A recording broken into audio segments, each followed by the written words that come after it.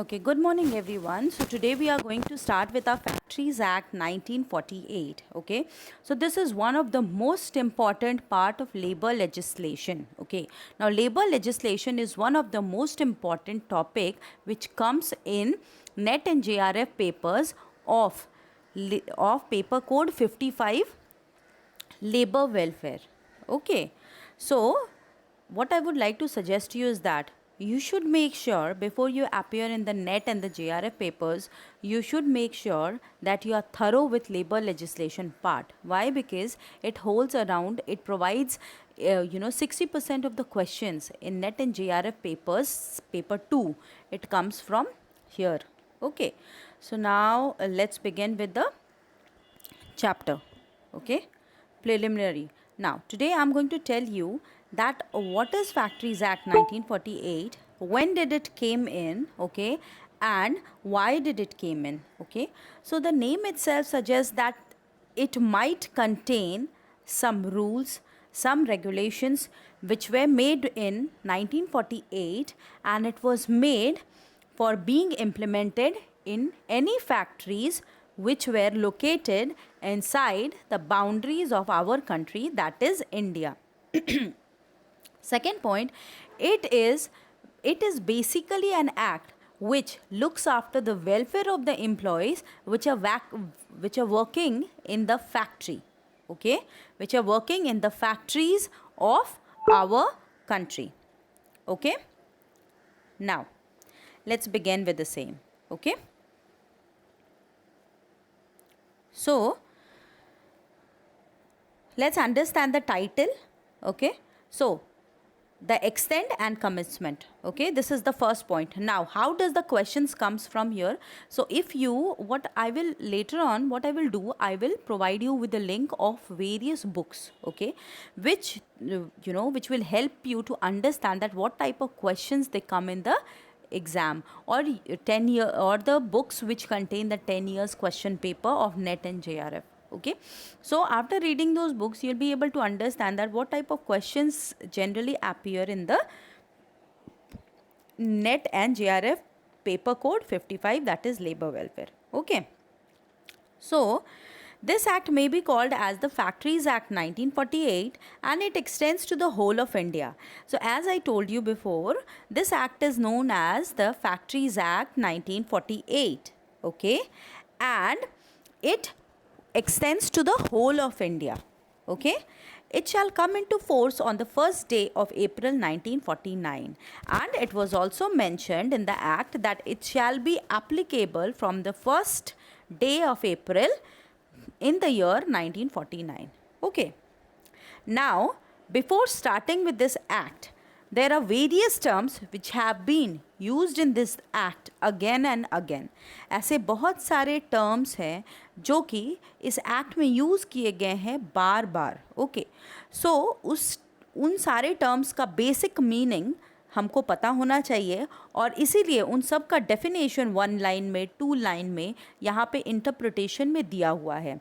And let me tell you students, you generally get questions based from this interpretations also. Okay, so they might ask you questions like who is an adult, and they might give you options like people those who have completed 18 years of age, or people those who are completing 18 years of age, or very similar options. Okay, which might confuse you. So what do you need to do here is that आपको हर line को बहुत ही अच्छे से पढ़ना पड़ेगा. Okay, इसमें तो कोई दो मत नहीं है, दो राय नहीं है कि this is a tough exam. Okay, क्यों ये टफ़ हो जाता है? क्योंकि ये इसमें आपको बहुत ज़्यादा पढ़ना पड़ता है बाकी सारे कॉम्पिटिटिव एग्ज़ाम्स की तरह. ओके, लेकिन इसमें डीमोरलाइज होने की कोई बात नहीं है. अगर आप 4 महीने अच्छे से पढ़ेंगे तो you will definitely be able to crack it. I am telling you. Okay, so let's begin with the same. So let's understand the meaning of adult basically. So what does the act, according to the act, what do you mean by an adult?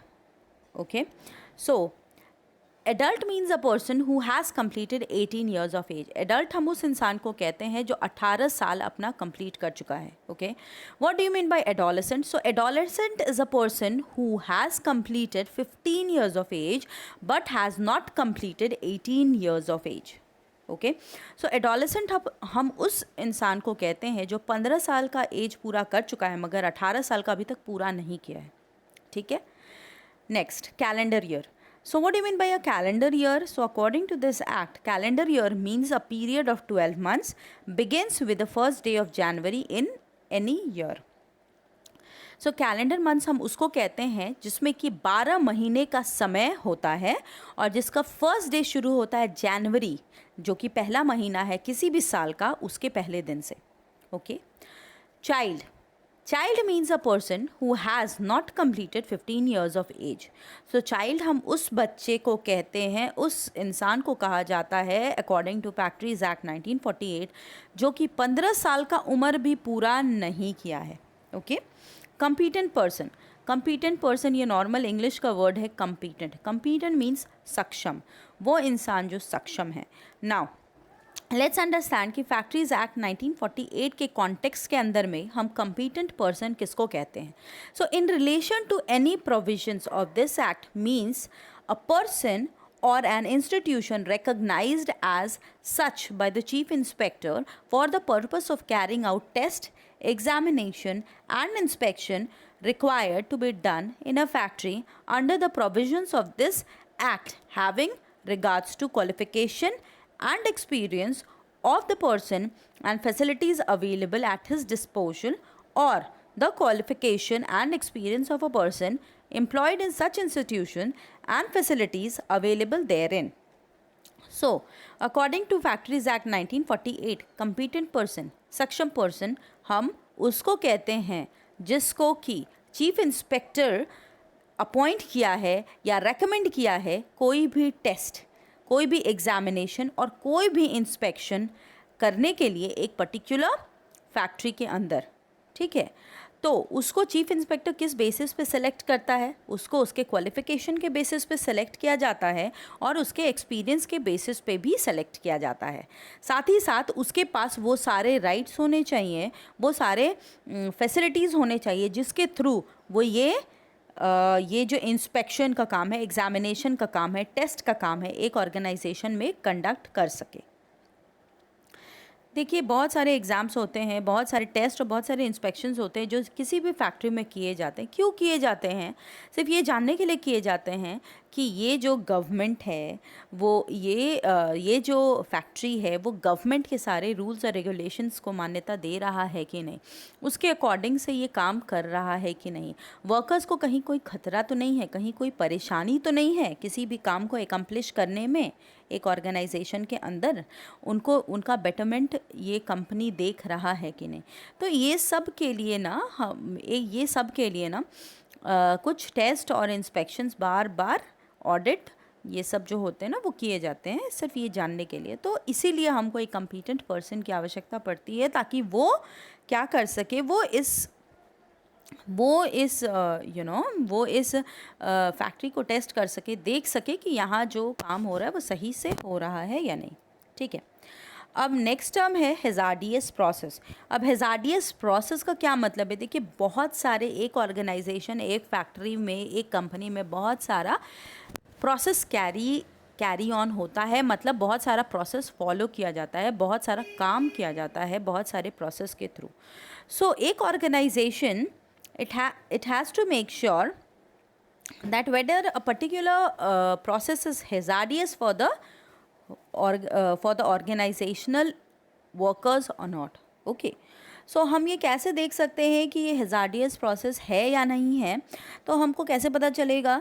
So hazardous process हम उस process को कहेंगे और an activity in relation to an industry specified in the first schedule where unless special care is taken raw materials use therein और intermediate और finished product, by product, waste और effluents thereof would cause material impairment to the health of the person engaged in or connected therewith.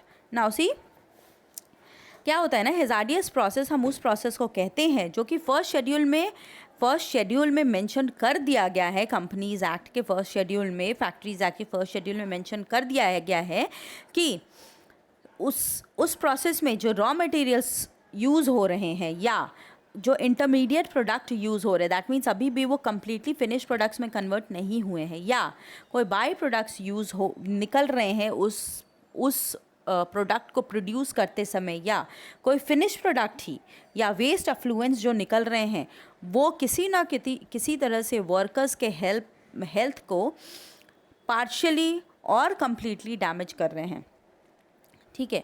तो ऐसा अगर कोई भी process है, then in that case it will be referred to as a hazardous process, और it may be called as a hazardous process, okay. So see, cause any material impairment to the health of the person engaged or connected therewith, or result in the pollution of the general environment। या तो जो बंदा काम कर रहा है, जो worker काम कर रहा है, जो लेबर काम कर रहा है, उसके हेल्थ को कहीं ना कहीं थोड़ा बहुत या ज़्यादा ही नुकसान हो रहा है, या हमारा जो जनरल एनवायरनमेंट है ना वो पल्यूट हो रहा है।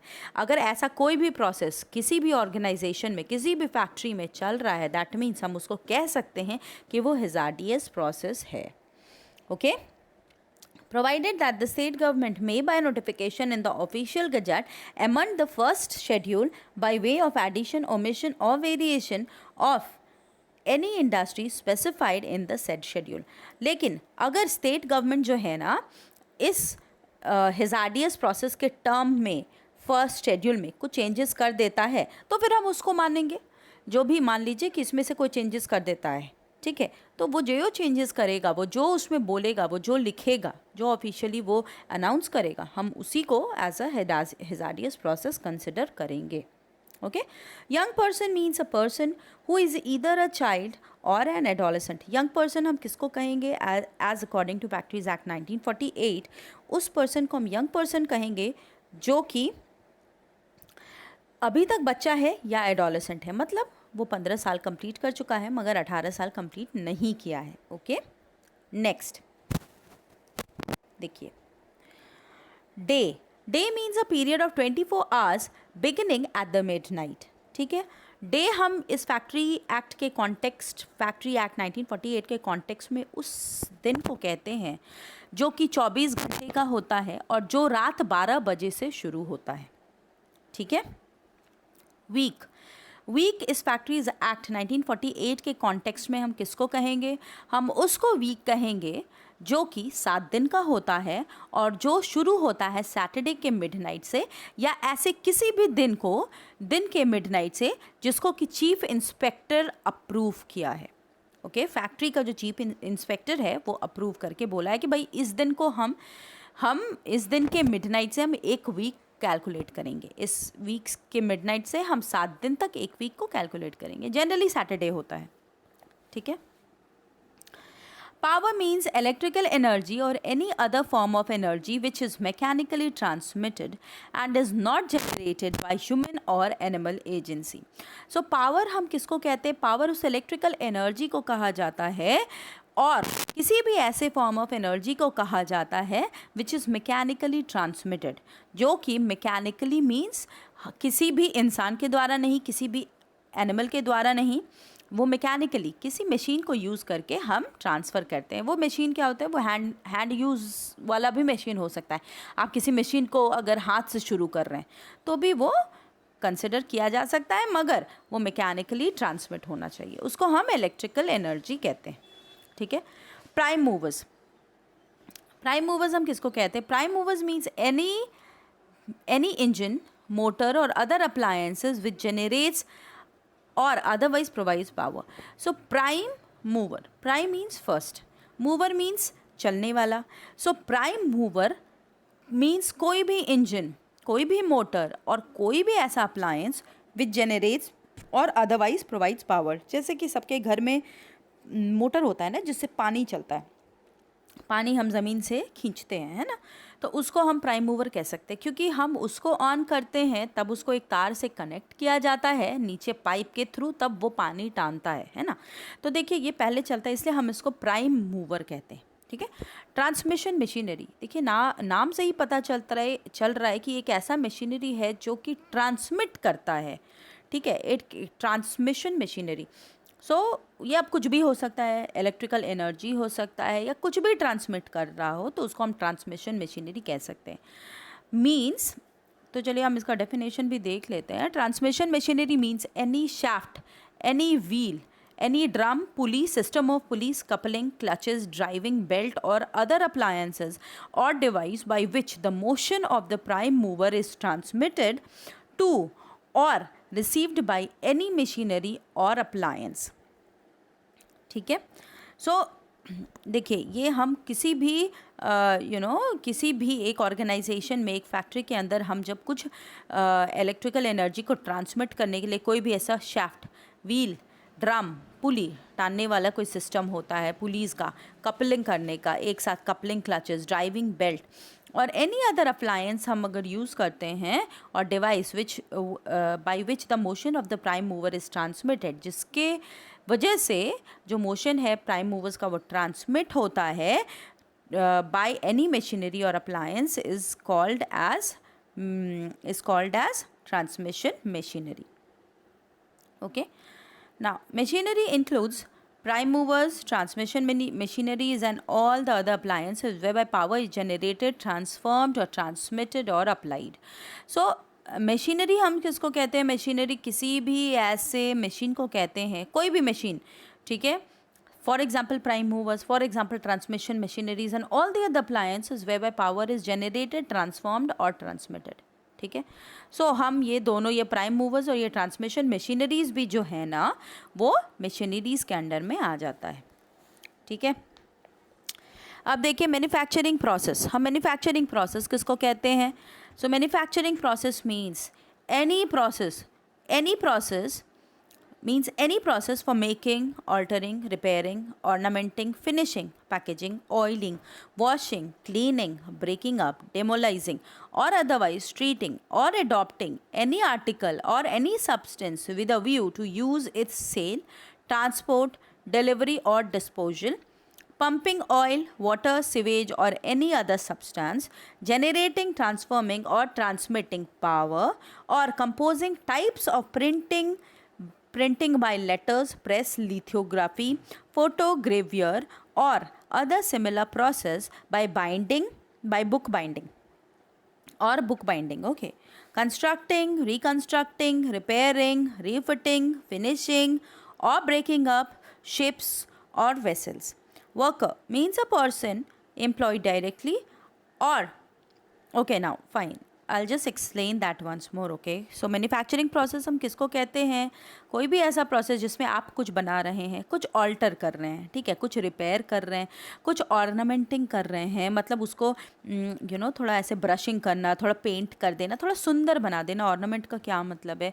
ऑर्नामेंट मतलब कुछ ऐसा आभूषण जो दिखने में बहुत अट्रैक्टिव हो, उसी तरह से ऑर्नामेंटिंग करना. कभी कभी हम करते हैं ना, अपने दरवाज़ा खिड़की को भी ऑर्नामेंट करते हैं, हम पेंट कर देते, थोड़ा अट्रैक्टिव बना देते, थोड़ा अपने ज़मीन को सजा देते हैं, थोड़ा दीवार को सजा देते हैं, तो उसको ऑर्नामेंटिंग कहा जाता है. फिनिशिंग.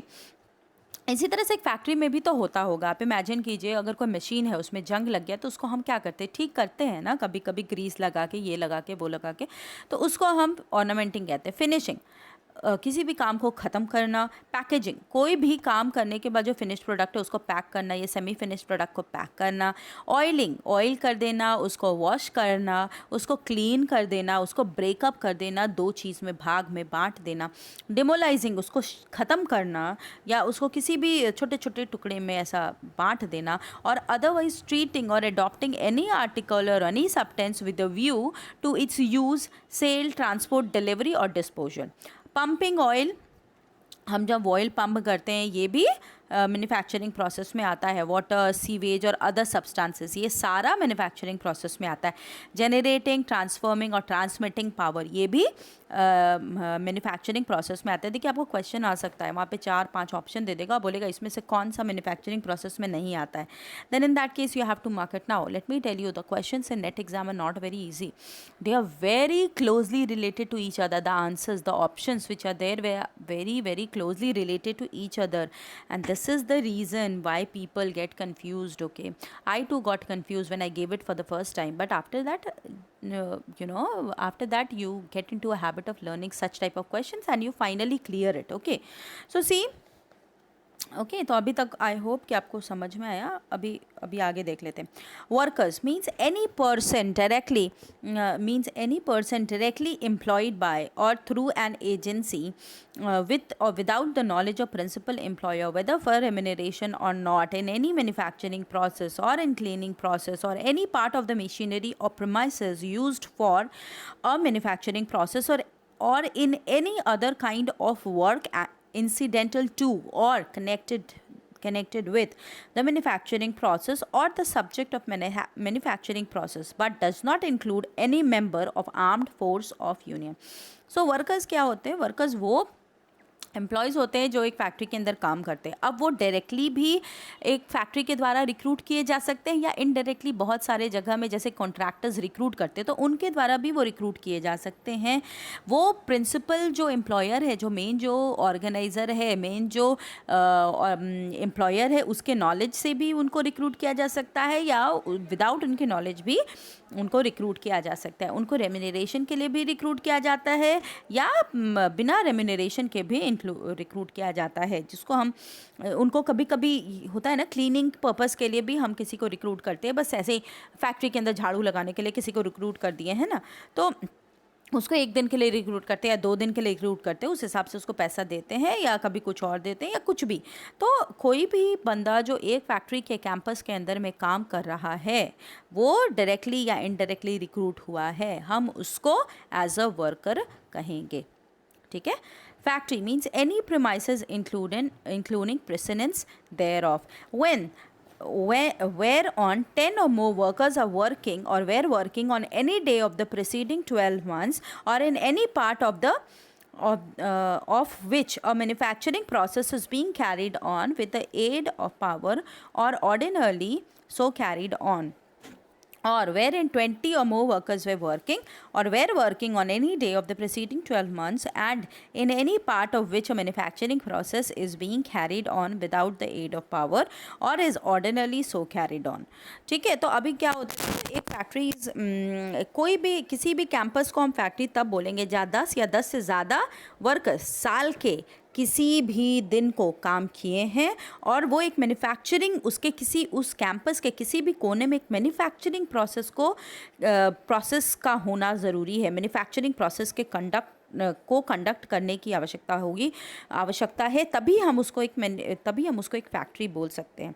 अब कोई ऐसा साइबर कैफ़े है, उसको किसी फैक्ट्री के किसी ऑर्गेनाइजेशन के किसी कोने में एक साइबर कैफ़े बना हुआ है, तो हम उसको फैक्ट्री नहीं बोल सकते. फैक्ट्री हम उसी को बोलेंगे जहाँ एक मैन्युफैक्चरिंग प्रोसेस हो रहा है, चल रहा है, काम चल रहा है. ठीक है. कुछ हम मैन्युफैक्चर कर रहे हैं.